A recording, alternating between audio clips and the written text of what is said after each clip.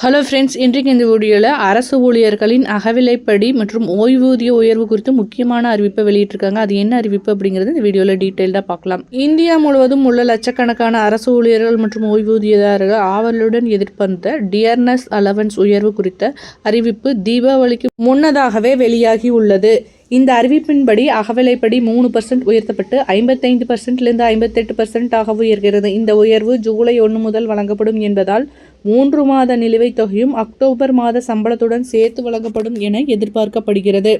இது சுமார் 1.2 கோடி ஊழியர்கள் மற்றும் ஓய்வூதியதாரர்களின் குடும்பங்களில் மகிழ்ச்சியை இரட்டிப்பாக்கியுள்ளது. மத்திய அரசு பொதுவாக ஒவ்வொரு ஆண்டும் ஜனவரி முதல் ஜூன் மாதம் வரை 2 முறை அகவிலைப்படியை உயர்த்துகிறது.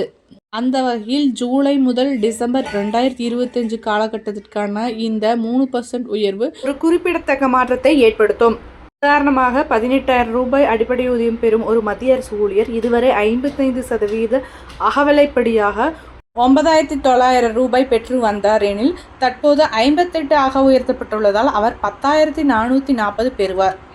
இதன் மூலம் அவரது மாத சம்பளத்தில் 540 ரூபாய் நேரடியாக உயரும். இதேபோல் 20,000 ஓய்வூதியம் பெறும் ஒருவர் இதுவரை 11,000 பெற்று கொண்டிருந்தார் என்னால் எனில் 11,600 பெறுவார். அக்டோபர் மாத சம்பளத்துடன் ஜூலை, ஆகஸ்ட் மற்றும் செப்டம்பர் ஆகிய 3 மாதங்களுக்கான நிலுவைத் தொகையும் சேர்த்து வழங்கப்படும் என்பதால் ஊழியர்களின் கைகளுக்கு ஒரு கணிசமான மொத்த தொகை கிடைக்கும்.